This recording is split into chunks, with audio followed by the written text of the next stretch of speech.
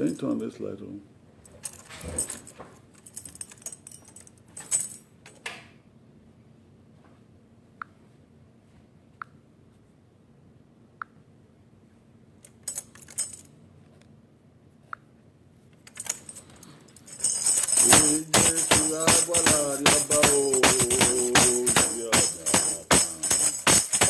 Abade ye o, ibi omi àwọn afan o, ìjẹ́ sùúrù agbára àríọba o, ibi omi àwọn afan. Àríọbade ye o, ibi omi àwọn afan, ìjẹ́ sùúrù agbára àríọba de. Oh, mami ẹ̀ka àríọbade ye o, ibi omi àwọn afan o. Ìjẹ́sùúrù agbára àríọba o, àríọba nílé ìyẹ́ o, yọ̀ ní àwọn apá o. Ìjẹ́sùúrù agbára àríọba o, ìyẹ́ mi àwọn afá. Àríọba níyẹ́ o, yóò lùgbàlà o. Ìjẹ́sùúrù agbára àríọba o, yọ̀ ní àwọn apá.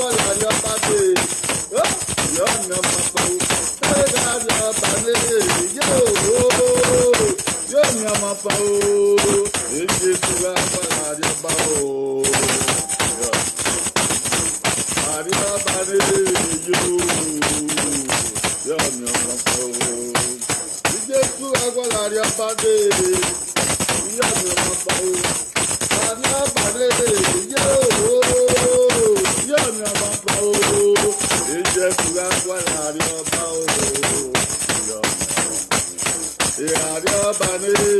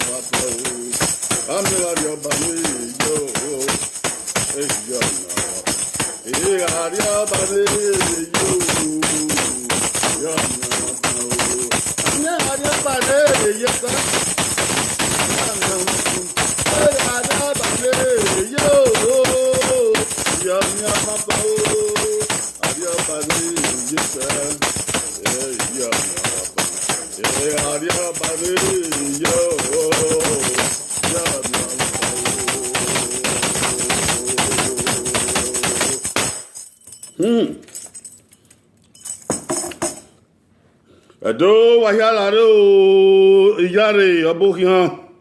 odion moka o obokihan wahialare o egwasba obokihan isoken obokihan watiyan yare edo ya fefefe egerun ori ma ose o edo ni ro wa kebedin risi egerun ori ma na do ose o wati eboyare na do tota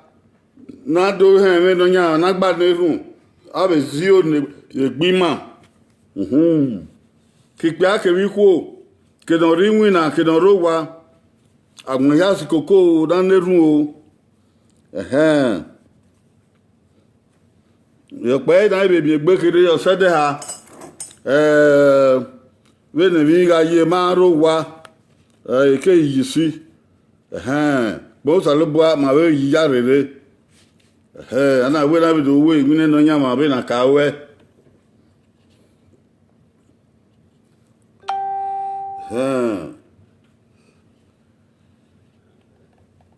Bana ya basi.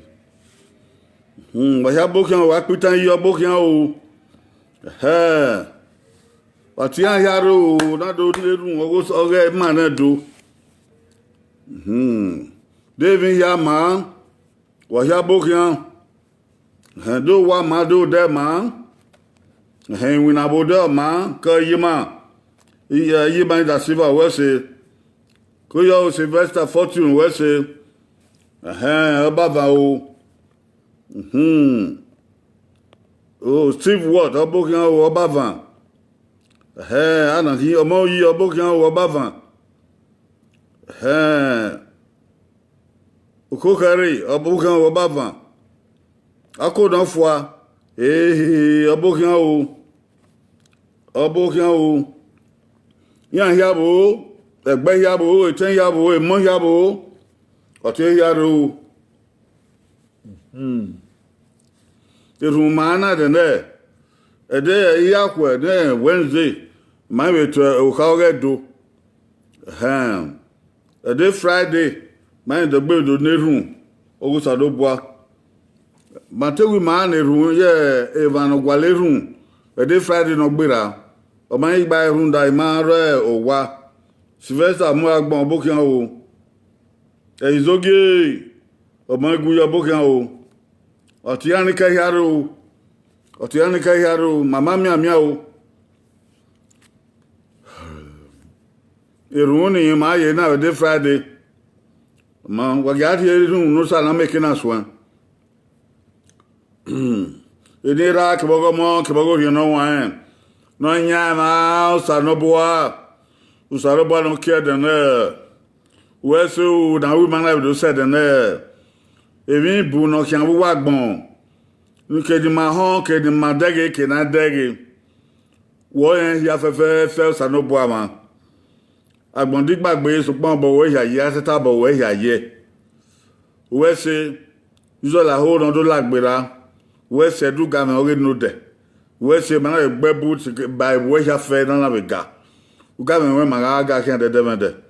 egi ban we gbe fie gbe na area obebi ogodu anoge iba we soko we na avana ma we derun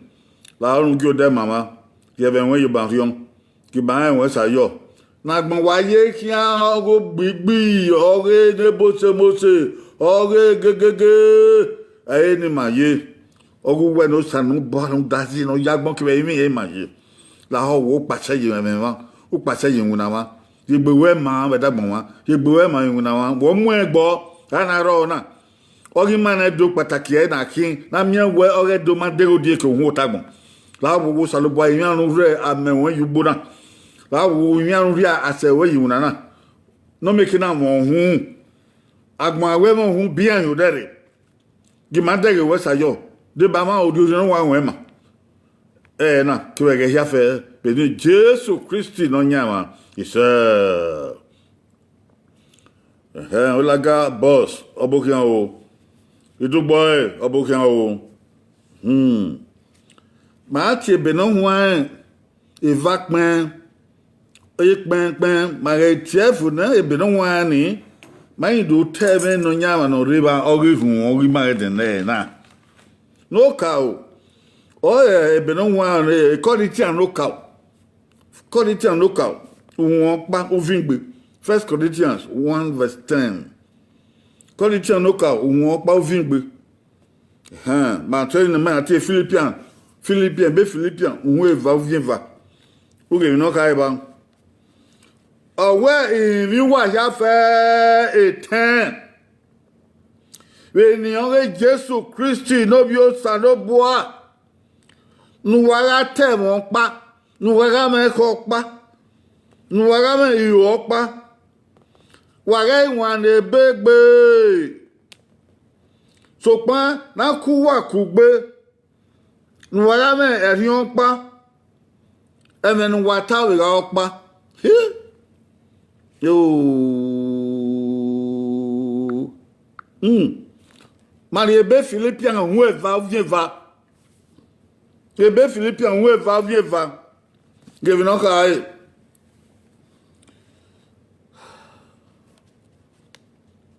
Oh ouais, éteint. Wagimebe ramon gogo. De wana rame, ekokpa. Orion pa.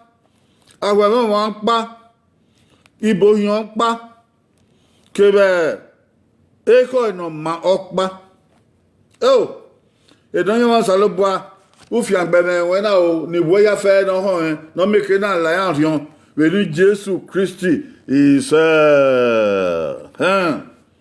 Oko. Non la dian bébé non wa wena avana. O ewe ni mara e wan pa. Ni mara ma kubok pa. Ni mara ma erion pa. Ni mara ma ekok pa. Ni mara ma eyo pa. Mara bo yen mi kevi yo ya no pa ma ya tai. Evi ve da de wa o aso no na. Even o salo bo no gwi magwana. Evi no salo bo wa tawe bible. Ko muhen do so okeke o ewe. Ni mani bi o salo bo. Ni mara me ko pa. Ni mara mo yin won pa. Ni mara ma hwe mo pa. Mara wan no begbe. Oh! Mare man no begbe. Bishop Akengbo wa abokian o. Solomon Demudi abokian o. Mare wan no begbe, mara me kokpa. Emine beno wan ka ma hia time kate. Mani yo sadobwa. Mani ye sosi. Mani ruru pa o sadobwa. Manon la dian bebe biogagbon. Manon teve no wan. Manon teve no yova. Mano ma weme ogo sadobwa ebe no wan we ni magame ko pa ni magame yo pa ni magame eru won pa ni magatu won pa eve no kwokwa ebe no wan si mahia na ebe me atagbe ebe me obungbe tun dabo magagbe Maragbe, era ho sa ni ma wa ragbe kian. Maragbe, ma tu no pa, ma zi o pa, ma me ko pa, ma wi we yon pa. U wa ge o we ya fe na tana, o wa gba ma yeke. Nita muwa, evi ya fe na ya maba bona, o saloba vio en mana. Evi ya fe na ya ma fiang be no rak bona, o saloba ye en mana. Eka ma, ai ma ya daga kwa.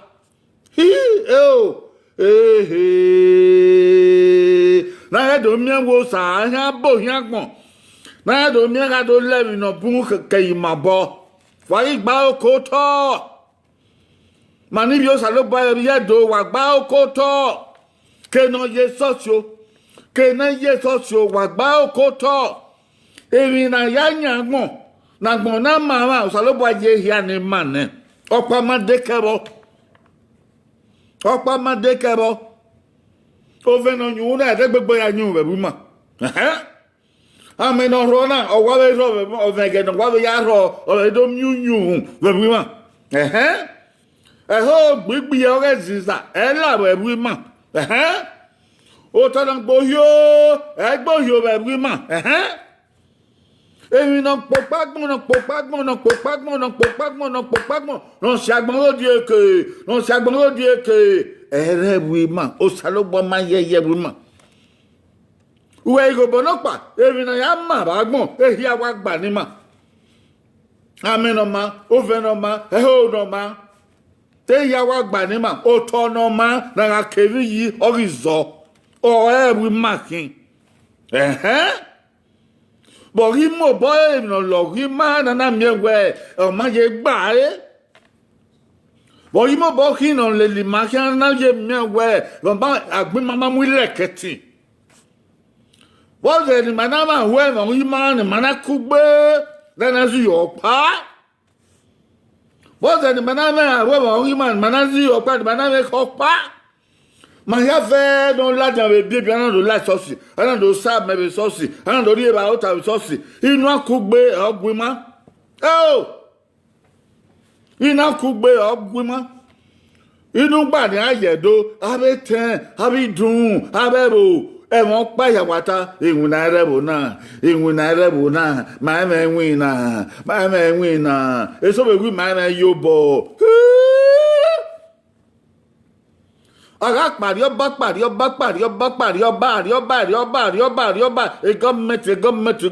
gọ́ọ̀mẹ̀tì ọ̀nà àrí ọba àgbà péyà bó tàbí ògbíà òbẹ́rà kò bí yé ẹgẹ́ ni gọ́ọ̀mẹ̀tì mọ́nà arágbọ̀n máa wà. I am the government managere agbon mama. Oh, no salaba fian the government, fian where? Oh, no salaba fian where? Fian the government ya. But is there ni mana doname? Il est question que ni mana we maïma la go da mana fe agitaberio. Maman fait, maman lekati, maman yobo, maman tomu, maman fiangbe, maman porozogo, et lui ya fait na ya nyagmo, oh ça y est ni mané. Oh! Et nous parlons de que ouais maman koubé. Maman koubé. Mama gbeke ni we ma ya sabe bo ma no se we bo ipigbe o ipugi o ipogban o ipiyeva o ma ya sabe bo mama mi ebe de bo ya la go da o he mama ra o na ya de ge ya mama ra ho na ya he ya awi mama so bo yi ma na nje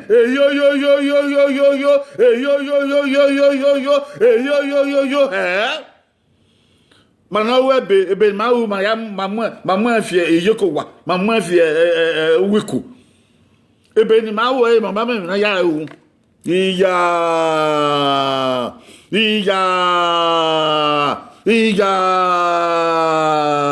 ohi ebe na wana tami madena na we ebe Philippian we va vie va we lu wa me ko pa ona ohari e ogogo no salobua ọ̀nà ọ̀hìnrìn ọ̀nyẹ̀rẹ̀ ní Jésù nínú akúgbé náà akúgbé zu yọ̀pa akúgbé mú ẹ̀yìn yọ̀pa akúgbé wù yọ̀ ẹ̀mọ̀ pa màá mẹ́ ẹ̀kọ́ pa màá mẹ́ àrá ẹgbẹ́ pọ̀lọ̀gbé ìyá yọrí mà òyìn mi mà ọ̀nà rí ẹgbẹ́ mà ìyá yìí ni mà mẹ́ Jésù ni mà ìbábò ni mà mú èsọ́sì ni mà yó èrò ni mà ná ìgò òkùnkùn gbé ni mà jẹ́. Unyi mongi ana dege maniri ya yosa mama wa kugbese mana yesosi was there oh na do mi dia bosa na do mi dia bori Jesu na do mi dia bori babo na do mi dia bori yono won na do mi dia bori agbon e wa fi o bo were o wa fi o bo were wa fuji me weria o ke na wa ka e to tota regbe ami egbe do mi dun e do mi ebo a do mi esosi a do mi opebo okadokade iyo bono ragmo na oware ya fefefe mane mana gbo o ma se koko ma ya fe no regbe inu mama Jesu kuwo àwọn aka ma ise ha no ba Yesu ku egbe ma no Yesu ku ma no tie be mo bonya kega ma no ye webo inu gba ma ye tikegbe ana wo na lozio we na ya ma fiangbe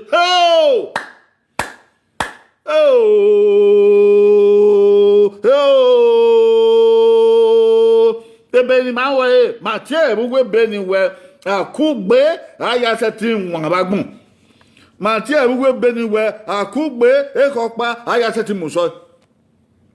erike na mu gberedo na na mu gbota wa neku ehia iluwa o gisaga bo na yebe di ohe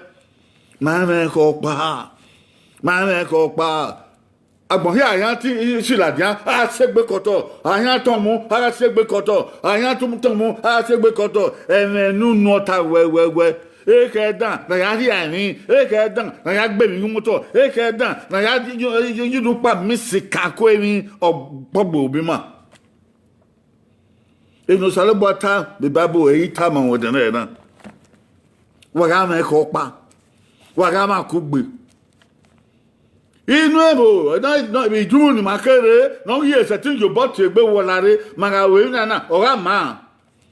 inu ma ye sigo koko na we na mu no ko pa gbogbo bi ma na gbe na mu ko pa na o ri dun no ya de tomato no akin tomato no akin ahin no akin mango no akin agode no ton limu no wa pa lo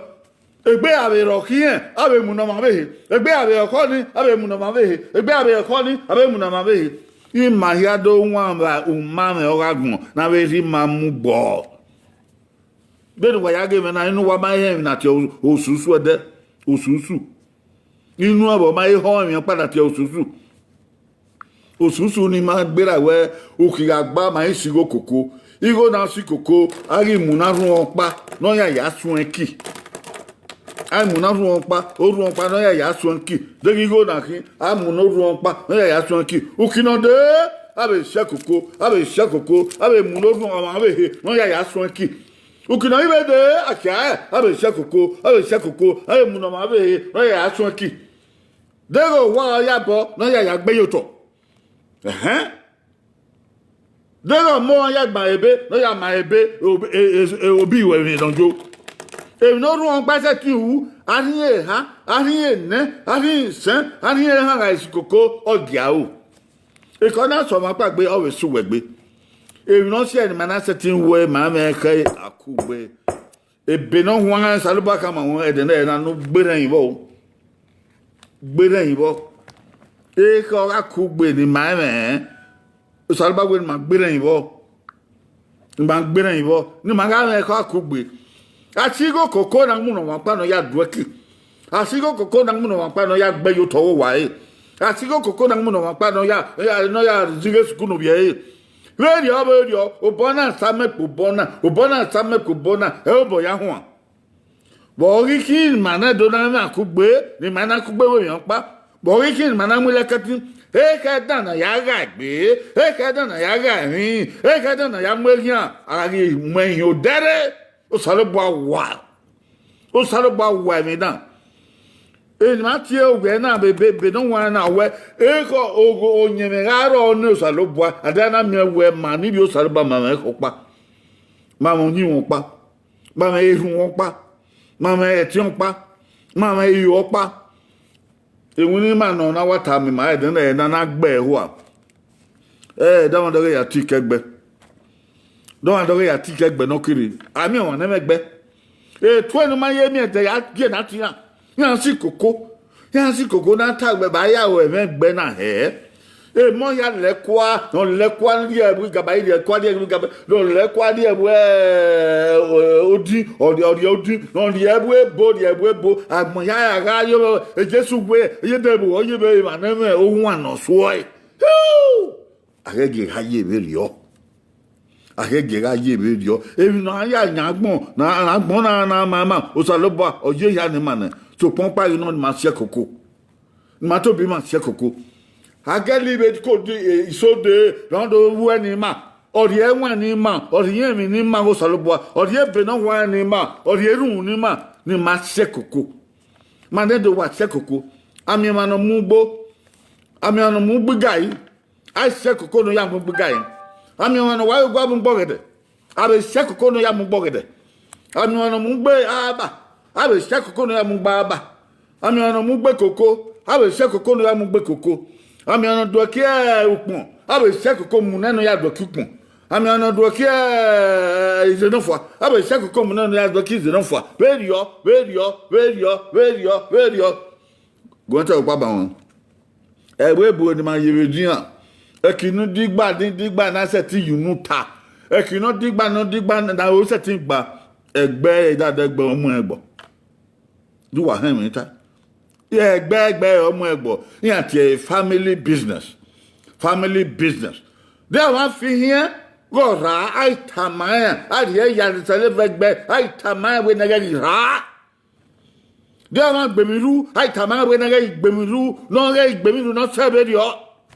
de ma le bi una emi odi na una we tama we no be ya me tin no ya me una na you nu ri awon na you nu gbegbo won na you nu gbogo won na you nu tayo ma gbe na you nu pa mi sikan na ga gbo ezabo na ga mi mesuesu na ga mi mia o na ga le na bo Jesu we wara tu nu pa wara me ko pa o salo bo abo ni ma na zenima iwe mi no so na ibero o na seti mu so na gbon ve wa ma yebebo du wa ma ehon ebebo wedina akugbe akweko kugbe akwigo kugbe akwerun kugbe akwenwen kugbe akwiyo kugbe akwiyobo kugbe akwe yayi kugbe akwematinya kugbe eyan yakian o salo ba ma mu efe ko do ibi re no mu kuyan ao afeko sekoko eyan sekoko kari oba o ko ma na gbe wa ga yi pari oba Edo wa me ma ri oba na pe fua me ma ri oba na pe fua me ma ri oba na pe wo fua nu wo we ne gbe we watikegbe na watikegbe de na kwe watike idumu iyakwe watike bo ushe ni dodo e ka do anwo wa mu eri afwa wa mu ibovo fwa wa mu ovo fwa wa mu ike fwa wa mu uko fwa na ye e ko no ma ya gbegbe yin ege hia no ya mu na soto na son ina ge iku ore onye gbebo iku nebo mu kan bu we television iku ni o kara no na do to kara we man in Nigeria wa ho wa dai ho zi ebo na do to ke o kara we man in Nigeria no wo won wa ge bi Nigeria be gbon mu ni a o nda ma be ne bo na ma bi e do Nigeria no do ya ke Nigeria he yana ta obo yana ta owe even Nigeria ta obo yana ta owe ami mi opa ni amata ewi na ebo don rebu ma ewi ne da doge wu iwu na da doge wu na uga da doge yo ebe ni awe ekini ado igo ni amen yana wa te ya atoge bo ya nyama you no kan we do oh masa tin wi Immense tinvier.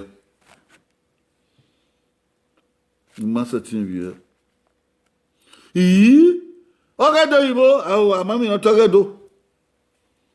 Oh.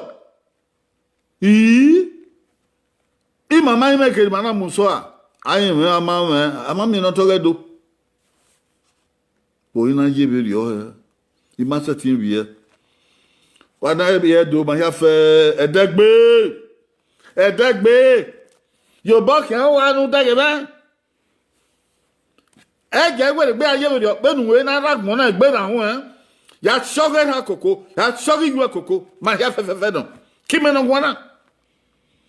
ya se gbe ra we koko ya se gbe ye we koko we ya se gbe ru we koko we ya se gbe yu we koko nne do wan do ge no ge yu wo e na do agbegbe gu ha do arobi egbe ha do agbe na ha do ayunu pa be kan ko egbe ha do wa money fwa o edo wa money fwa araye social na nerun agbon na ya na yi ere yin fo egbe sare baro do na yan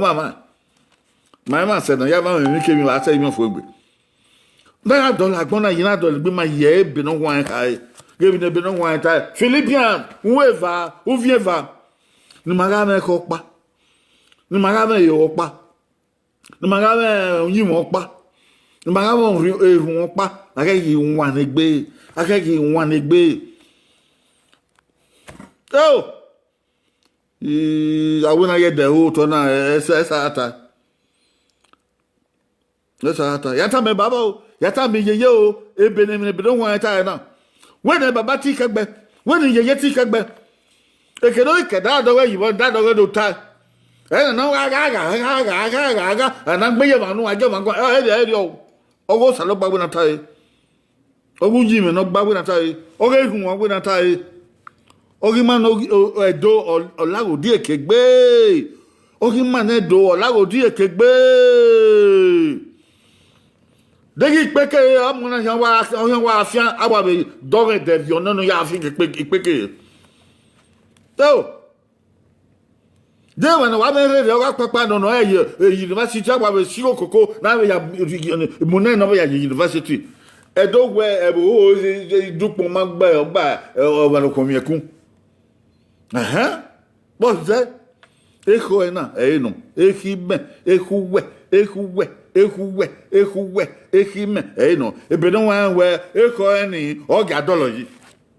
eko ni na kana ogadology ni mara tu nu opa ma se lu opa ma ja fe no ri tiebe wa ja ri ebe na tie ma wegbe uwi dun uwebo ya mu de to yi bo wa ye ji aro obodo agi mi o ukodo ade na to du kegbe uzo la eno do teme gbe na gbe ya la goda o he mana do ma e ba bogu kwa na e ke no kai bo na gwa li yobo na mi kra mi yobo e bi ya bu ma de gbe ma no ya mu igo susu igo irisu ya mu irisu ya mu irisu ya do ki ugbenso e de fio igo igbeyo ru age ya mu irisu egbe wa ni igo wa mu ne abi mu ne ukinonde ukuki aya mu igo do wa pa bebe egbe no ya wo pa bo na dege o do an yin mama ebo ma ne wa se ma ebo ma we wo be he ri an be wese o na mu igo na o ka ma no be do ta me ma akia he be no be lugo he be no kino ekini eke tomato sini ekino edwese eki ebe no do ekino edwese eki amuru pa no do ekino edwese eki ya no do ekino edwese ewi na ya do eki ya gba na ya gba ri ami ebe we bo ri na ha ewi na ya do eki ami ebe we bo na ya do eki ana ka ge we bo logo ya mi ebe ri ma na ya gwa le na ami yo bo mama se yo bo ma fo ma gbe ige gbe na mu no ya do ki jeronfo ige gbe na mu no ya do ki itaba ige gbe na mu no ya do ki amurupa egbe yo bo uwin na wu pa gbe e de agbe ugu ya win na wa de ki mu ni ya hunu kan ke ba fi aki awe be yan kinuje iya bi ma ina gbo bo he be no iba na ma yes iba ina ko gbe mu he be ma no na ma gi agun eyo no eyo manu o sa lo bo wa ji ma se o sa lo bo wa gi ma gbon o we ni ma ha ve ko pa ni eyin ma gi me no ya gbon lo gi mo ma ya fe no je so si iyo na ta ma we de na e ma ta mu wo wa ga ma ku gbe wa ga ti koko de egbe we ma hon we ari so si no so eke we na je so si wa bo si koko do amian ru eva amian ru eha wa si go koko nu wa ya ka nu wa wo ala le ga mu no na upo o te gba ogba gun ya bona eyo no o ko ben iye babu wogi o dagun mama we na iye babu wogi o dagun mama we na oge na wa ve kwa na wa le ni gbegbe tagbon he wa le ko wa tagbon he wa le gbegbe e o do wa ye se wo re do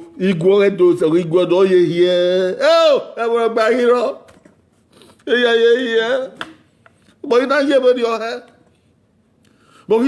o he ye mani ka bo ni re e ya fi moto de wo be ko e ya fi moto wo ni wo be bo e bo ina ye be di o he e mani ka bo ni re ya tie be ze kina tie ze wo ina ye be di o he ge mi ne be no wa ka wa ma ko pa wa ga di o ne gbe wa ma ri on pa wa ma ru on pa aga ya we mi ma ya fe no ki me no gwana e mi ne be no wa ta wa ga ya we mi na gbon me ke na gba ma yabo no si ma yabo e ni Jesus Christ is ọjà gbon ko da na neru we ke nu ri aye erun ma ka na o ka wo ewe anu salba no ya bi ma ami eku ewe ma ya ma wo ho ne na wo kono saba ya bi ma oni no ka akodo na erun ori giode saba ri giode ni ma saba we ri ahwe me ni ma enwa kebi mi no nya ma sano bo ama udazi no yagbon kebe mi we se ya de na ru ye ni ma na do kebe bo ya fe ma yo ya fe ma we so wa we se we no ma pon we katekate we na we agbono manu yi ni ma asetin taifo so pa ma bizu gbagbono ma na agwa lagmo we kian ma wo ko na da o to lu ba la ho wo yo ko ma bo la ho wo po ko ma hin gbe mare ye ko ma re la ho wo ri no wa o ri on gbon ni ma la ho ya bo wa ke ni ma o ke na be ra ma na de u ni mama la ho ya bima salogba won imagine na ni a mana ibo we ade ma do di gwe ma gbon ko to wa akara we o salogba nu zagmo no mama ibi ba ma na do ateme Nigeria kan gege ama to ge do la ti abo ama to ge do la ti abo o gbe ma rion moto o khie ma rion o si ma meve to gba la wo ege do pe fun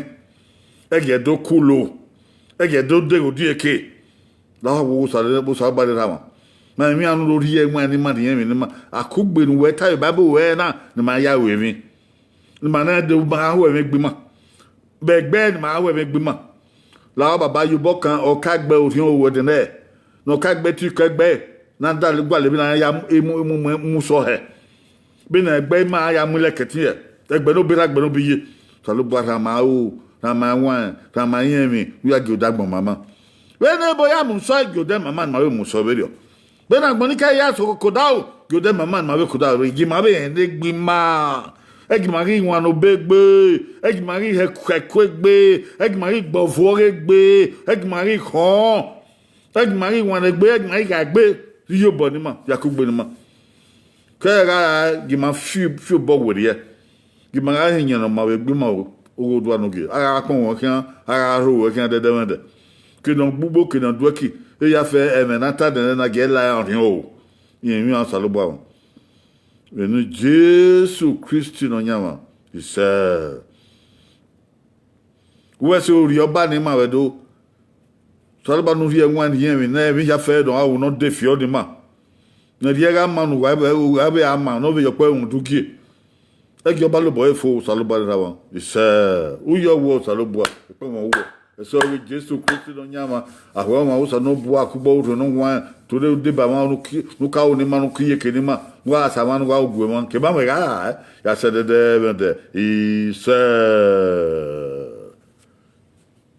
ise wa ya fe wa bo kian wo do wa we se edo